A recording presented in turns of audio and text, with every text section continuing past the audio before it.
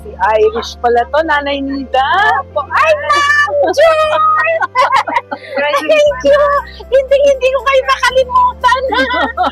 Nanay Nida, ito na po yung inyong wheelchair para sa anak ng si Irish. Kasi ma'am, nahirapan po siya maglakad. Saka pag mag-check up po kami sa PGH. Palagi kaming nakalapag sa sahig na lang. Bakit naman? Walang upuan? Nauubusan na kami ng upuan, nauubusan na ng wheelchair.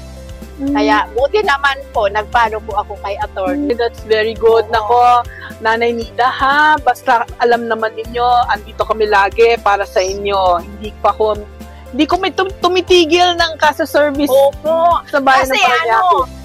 Nung pumunta po ako sa side na yan ng nakita ko pa rin po Tambunting. Ay, sabi ko, nag-service pa rin para po si Congressman. Salamat po. Maraming salamat talaga, ma'am, sa tulong mo. Naku, tuwang-tuwa. Thank you po. Maraming salamat po. Talaga sa inyo, ma'am. Sa ating pangarap,